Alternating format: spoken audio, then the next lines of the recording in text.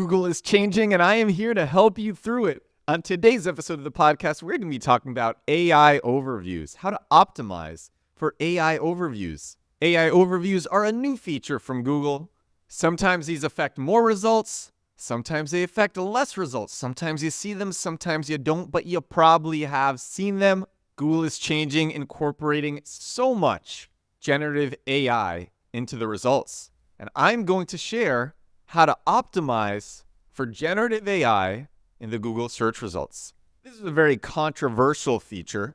When it was first rolled out, it was giving terrible results. It was all over Twitter, all over X, all over the news about how bad its results were. And Google rolled it back. Google took it back. Google said, we're sorry. So bad. Didn't actually say we're sorry. Actually, they did. They issued a statement. I remember they issued a statement. Yeah. And so they rolled it back. They put it in. They rolled it back again. So it's here, then it's not, then it is, and then it's not. But look, we want to be on the cutting edge of SEO, on the cutting edge of digital marketing. And so it's important to know how to optimize for AI overviews. And that's what I'm sharing. These informational AI overviews, they come in different formats. You'll see them in big paragraphs. You'll see them in breakouts, in bullet points, with citations, in videos, product recommendations, local SEO, and a lot of information with local. They come in lots of different formats, just like Google's rich answers, Google's featured snippets, which were talked about on yesterday's episode of the podcast. How to optimize for featured snippets. That's what yesterday's episode was about. And this one is about how to optimize for AI overviews. A lot of it is similar. I'm going to talk about the 3 ways that everybody knows, and then I'm going to share a way that not a lot of people talk about. Not a lot of people really know. More of a grayer way. So how do you optimize for these AI overviews? You do it with an authoritative tone of voice. You want to sound very authoritative. You're not questioning yourself.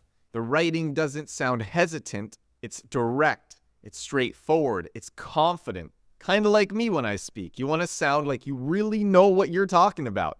Here's the thing.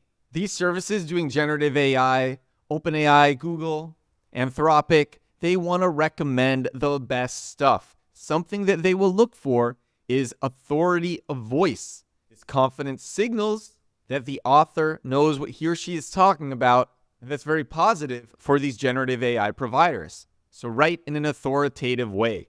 It helps if you include lots of backup information, include statistics, include quotations, cite your sources. These are actually normal tenets of SEO writing, and they're also very important to generative AI. Sound authoritative, give statistics, give quotes. Lots of background info and supporting info. Now, here's where it starts to get a little bit wild.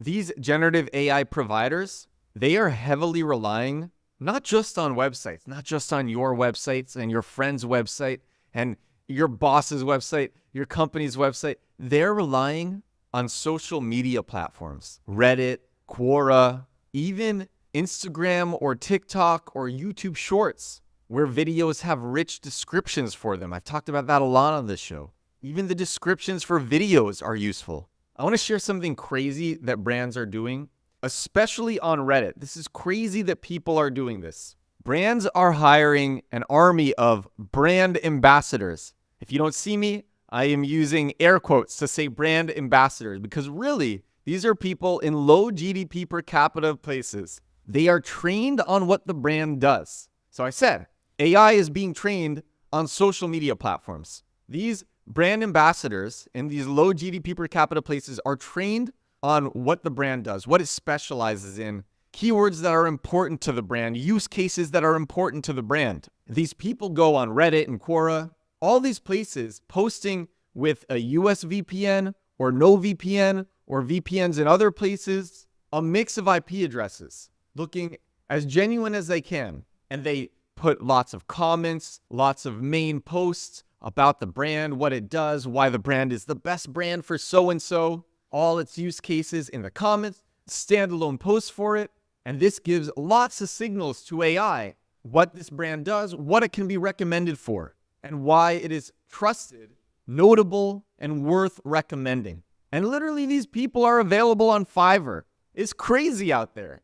Brand ambassador used to mean like you go to conferences you're good looking, you're well spoken, you go to conferences, you talk about the brand, you impress people with the brand. Now you go on Reddit. I mean, that's still done, but people are going on Reddit, they're going on Quora, they're writing video descriptions. So it's crazy out there. That's how people are optimizing for AI overviews. Like I said, there are some caveats with AI overviews because it's still a new feature. AI overviews are constantly being rolled back, coming back in, rolled back, come back in. They have a very limited appearance. Features are changing nonstop and it is volatile, but you want to stay on the cutting edge of SEO, and this is what you got to know. So here's the recap. There's all these different formats for AI overviews: paragraphs, breakouts, bullet points, citations, videos, product recommendations, local information. How to optimize. You want to sound authoritative, write in an authoritative way, sound confident, give statistics, give quotes, give lots of background and supporting information. And the craziest brands are getting brand ambassadors to post nonstop in comments and standalone posts or even video descriptions talking about all the different use cases of a brand and why the brand is worth being recommended. Lots of copy being generated around the brand. And that's all you got to know about AI overviews from Google. This is episode 378 of my daily digital marketing podcast. Ooh, had fun with this one. I really did. Thank you so much for watching. Thank you so much for listening. Hope you learned some valuable stuff on this episode. Honestly, I think it's some valuable information for any marketing niche. Sound authoritative and give evidence. Where did I get a lot of this from? I'll give you my sources. I learned it personally because I see my own projects being recommended by ChatGPT and AI overviews. I learned it from meeting people, hearing stories that they are telling me. I learned it from reading different articles talking about this. I learned it from scouring X, seeing what other people are reporting. And like I said, I learned it from doing it myself for many years. And when ChatGPT came about, it was very quickly recommending my stuff, and I knew exactly why. At the end of the day, you want to have copy around your brand on a wide range of websites, social media platforms, your own site, directories. You want to have it in lots of different places. You want Google, you want other generative AI providers to know exactly what your brand is providing. And this makes it a lot easier for generative AI to recommend your stuff. All right, that's all for this episode. I will talk to you again tomorrow. Bye now.